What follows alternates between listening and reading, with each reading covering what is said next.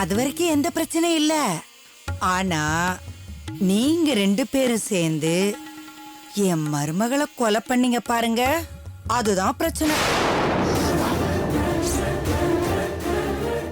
என்னோட உதவி இருந்தா மட்டும்தான் நீங்க 2 பேரும் இந்த பிரச்சனையில இருந்து வெளியே வர முடியும். அதுக்கு உண்மை தெரிஞ்சாகணும்.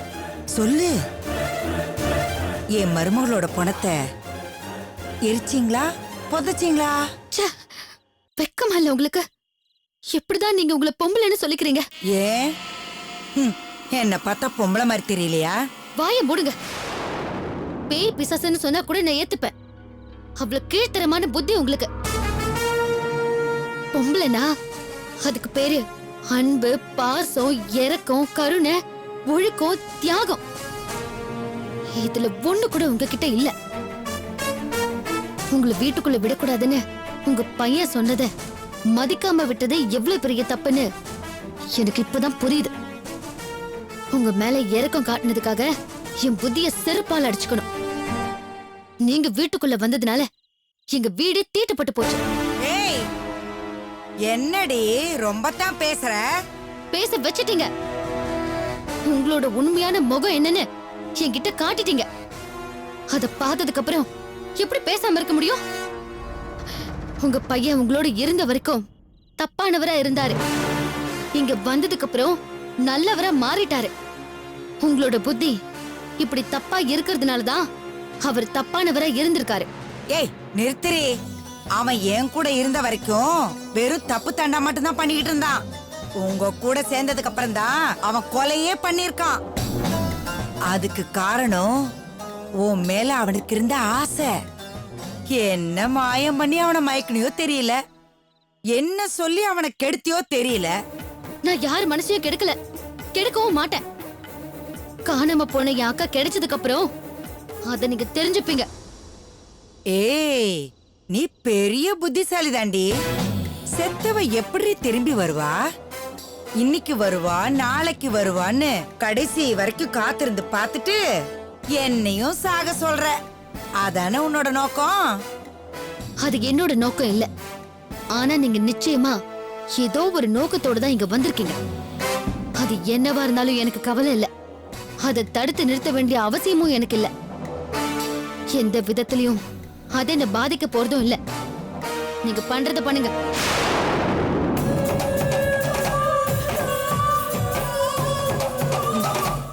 பண்றேன்டி, பார்த்துக்கிட்டே இரு. பாதிக்கும், பலமா உன் மனச பாதிக்கும்டி.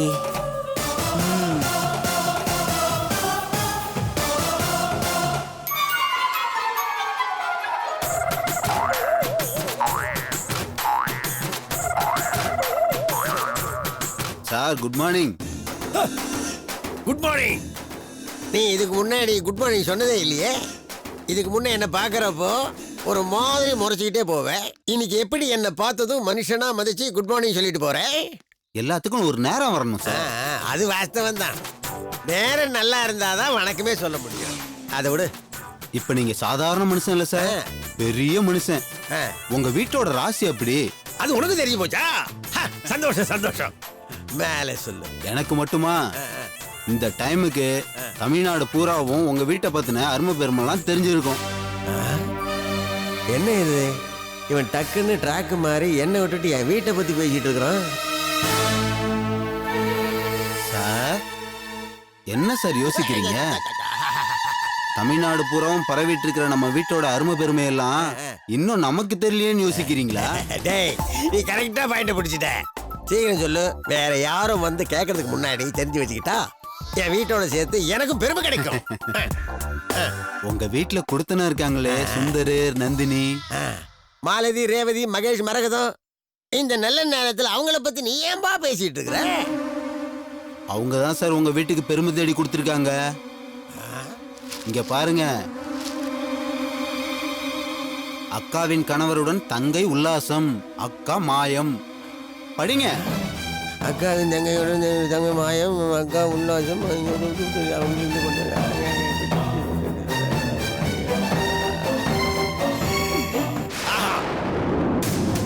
பாரு நந்தினி, இந்த பூனைகளுமா பால் குடிக்கும்? டாய் சுந்தர், இனி நான் சும்மா விட மாட்டேன். ஏதோ ஒரு சபலத்துல நான் ஒரு சின்ன பொண்ணு கைய பிடிச்சி இழுத்துட்டேன். அத ஒரு டப்பா செல்லுல படம் எடுத்து என்ன மிரட்டினடா என்ன. இந்த பேப்பரை வச்சுக்கிட்டு உன்னை நான் என்ன பண்றேன்னு பாருடா. இது எப்ப சார் நடந்தது? அது அப்போ இது எப்போ நடந்தது? அதெல்லாம் நடக்கலையா. நீ போயா போயா போடா.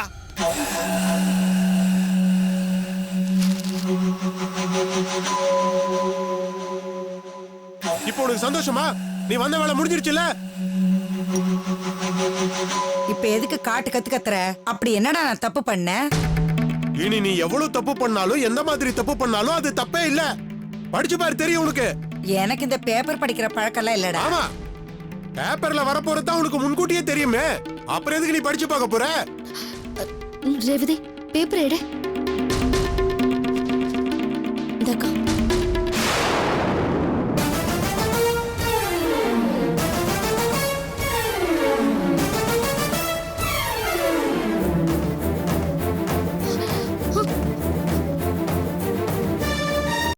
அக்கா கணவருடன் தங்கை கசமுசா. ச்சே!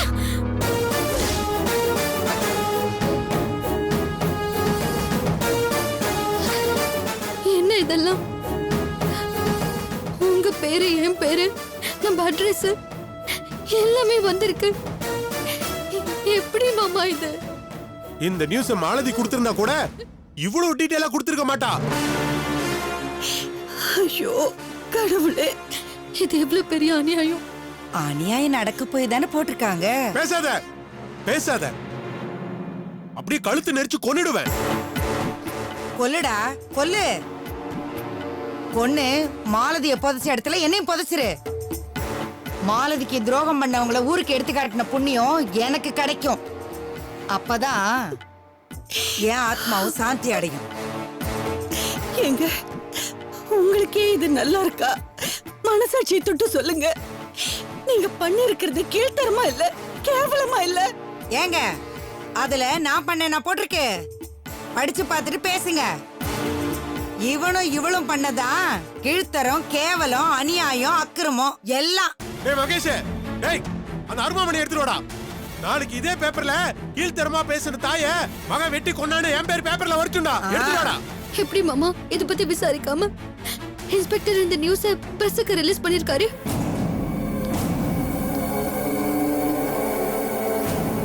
அத விசாரிக்க தான் இப்ப நான் வந்திருக்கேன்.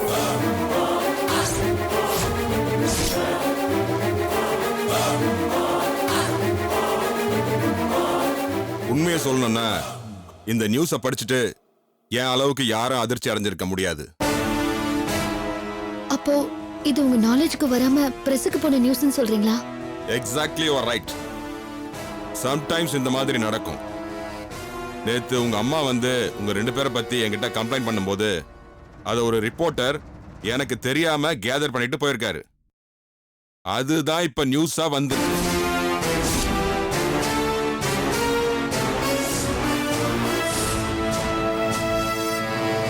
அத படிச்சுட்டு மேல் இடத்துல இருந்து போன் மேல போனா வந்துட்டு இருக்கு.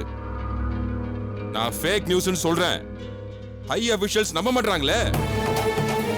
ஏன் சார் இவ்வளவு பெரிய நியூஸ் வந்திருக்குன்னா அதுல ஓரளவுக்கு அது உண்மை இருக்குன்னு சொல்றாங்க. உடனே சம்பந்தப்பட்டவங்களை அரெஸ்ட் பண்ணி விசாரிச்சு ரிப்போர்ட் கொடுங்கன்னு சொல்லிருக்காங்க. அதை நான் தட்டி கழிக்க முடியாது. நீங்க 2 பேரும் ஸ்டேஷனுக்கு வந்தே ஆகணும்.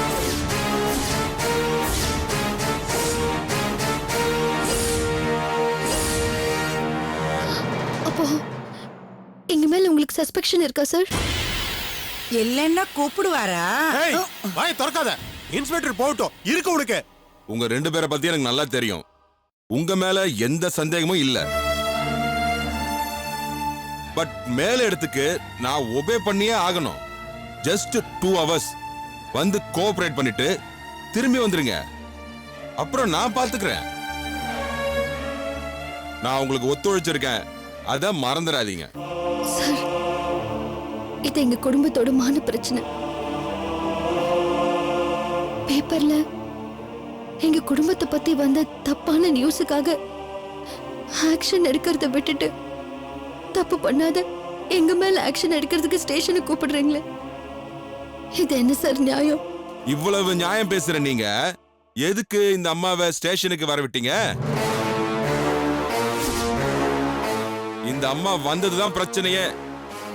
அதனால நான் எவ்வளவு பிரஷர் அனுபவிச்சுட்டேன் தெரியுமா? எனக்கு தாங்க தெரியும். இப்ப ஸ்டேஷனுக்கு வர போறீங்களா இல்லையா? எது விசாரிக்கிறதா இருந்தாலும் தயவு செஞ்சு அவங்களே இங்கேயே விசாரிங்க சார். மன்னிச்சிருங்க சார், எங்க அம்மா தெரியாம பண்ணிட்டாங்க. உங்க விசாரணைக்கு நான் மட்டும் வரேன் சார்.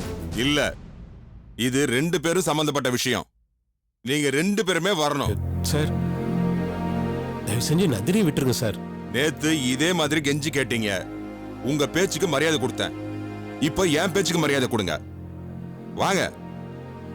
மாமா, தலைக்கு மேல வெள்ளம் போயிடுச்சு, வாங்க போலாம். இன்ஸ்பெக்டர் சார், 2 மணி நேரத்துல இவங்களை அனுப்பிடுவீங்கல்ல? அதுக்கு முன்னாடியே அனுப்பிடுவோமா, கவலைப்படாதீங்க. வாங்க, உங்களதான் வாங்க.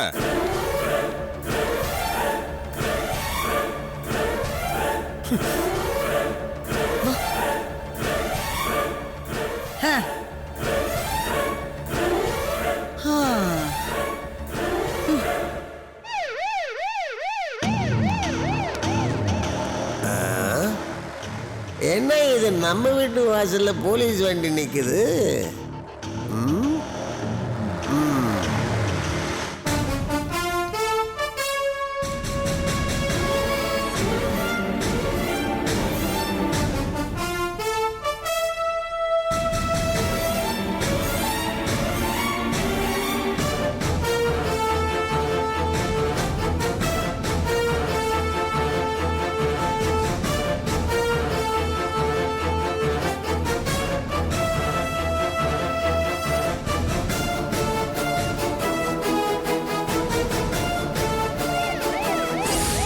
கான்ஸ்டபிள், வண்டி பின்னாடியா? ஏய், இத வரா பாரு, இவதான் நந்தினி. இவங்க லீலிங்களை பத்தி பேப்பர்ல போட்டுதாங்களே, படிச்சீங்களா சார்? படிச்சேன். புருஷன் காணா போனதும் அக்கா புருஷனை வளைச்சு போட்டுக்கிட்டா. இவளையெல்லாம் நடு ரோட்ல வச்சு சுட்டு கொல்லணும்.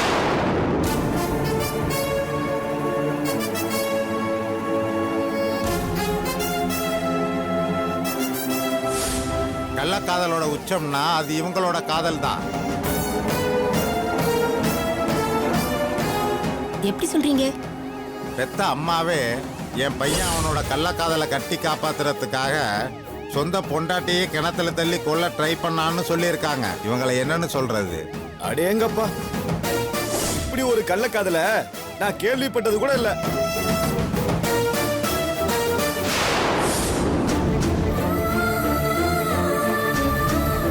நந்தினி, உள்ள போ.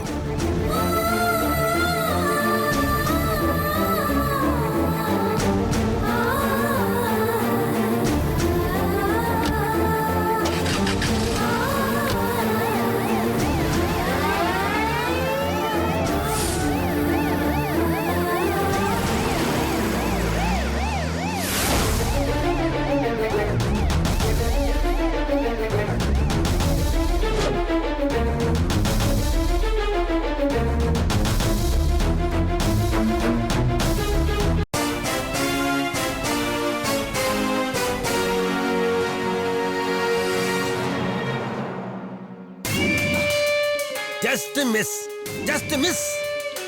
பேப்பரை சுந்தர் மூஞ்சில வீசி எரிஞ்சிட்டு அவன் நாக்க புடுங்கிக்கிற மாதிரி 3 கேள்வி கேட்கணும்னு நினைச்சேன். போலீஸ் முந்திக்குச்சு. ஜாமீன்ல வராமையா போயிடுவான். அப்ப வச்சுக்கிற உன்ன.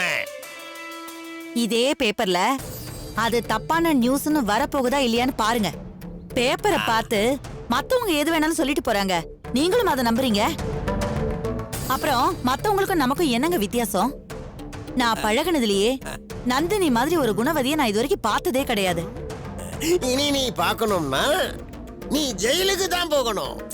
ஆமா, காலங்காத்தாலேயே நான் ஜாக்கிங் போயிட்டு வர்றதுக்குள்ளர புது பொண்ணு மாதிரி ரெடியாகி நிக்கிறியே. காலம் கெட்டு கிடக்குதுடி. வாங்க சம்சாரம், வா. 40 வயசுல நாய் குணம் 60 வயசுல பேய் குணம்னு சொல்லுவாங்க. ஆ. உங்களுக்கு எல்லா குணமும் சேர்ந்து வந்திருக்கு. போங்க உள்ள.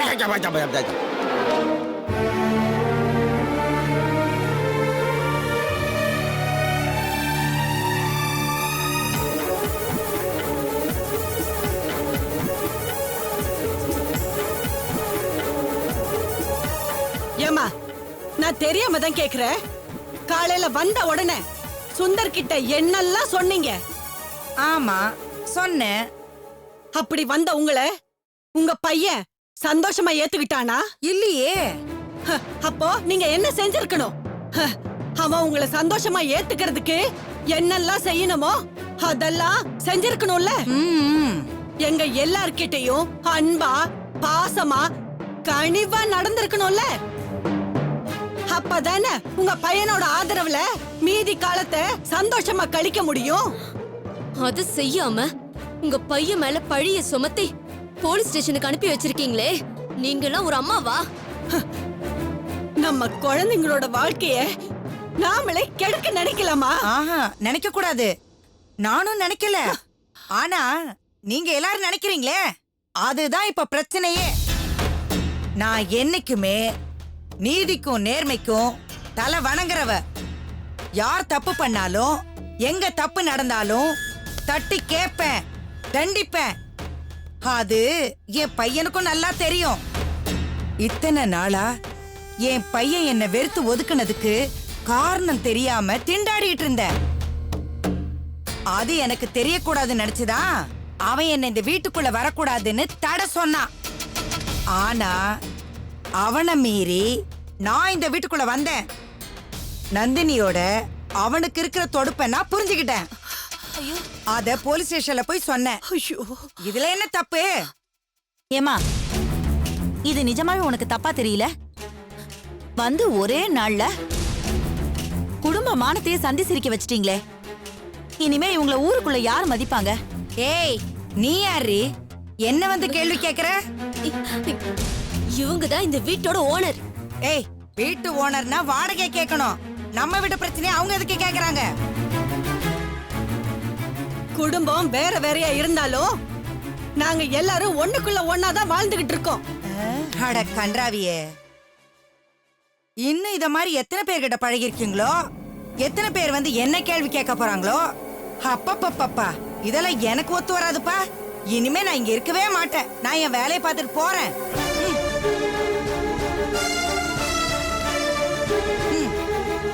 மானங்கெட்ட குடும்பம். எல்லாரும் வருவாங்களா, எல்லாரும் பேசுவாங்களா கேட்டுட்டு உக்காந்து இருக்கணுமா? ஐயோ, எங்க இருந்து வந்தா இந்த பொம்பளை?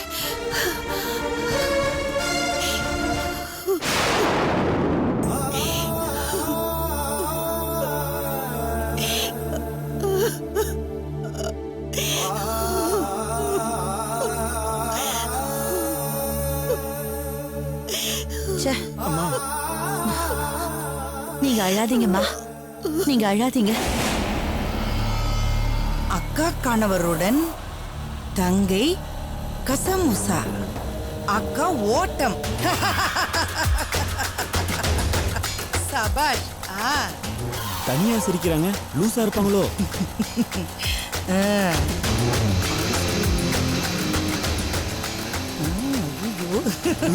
ஐயோ, சவாரி கிளாஸ் வருமா வராதோ? அட ஐயோ,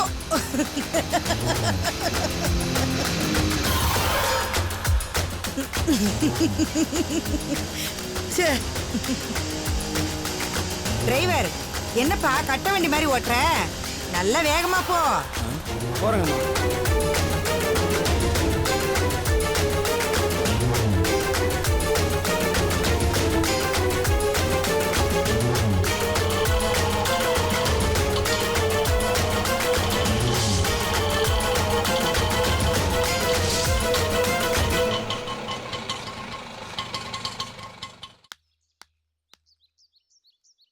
எவ்வளோ? 80 ரூபா கொடுங்கம்மா. யாரை ஏமாத்த பாக்குற? நேரு சிலையில இருந்து இங்க வர்றதுக்கு 50 ரூபா தான் தருவேன். நீ புதுசா இருக்கிறதுனால உனக்கு தெரியல. இந்த பார், 50 ரூபா தரேன். ஒரு 70 ரூபாயாவது கொடுமா. இப்ப நீ கிளம்பலன்னு வச்சுக்கோ, மீட்டர் போடாம ஆட்டோ ஓட்டுறேன்னு உன்னை போலீஸ்ல புடிச்சு கொடுத்துருவேன். என்ன சொல்ற? குடுமா சரியான சாவுகிறாய்க்குமா நீ. ஆ. மூஞ்ச பாரு. ஏமாந்தா அவ்வளவுதான். சாவுகிராக்கியம், சாவுகிராக்கி.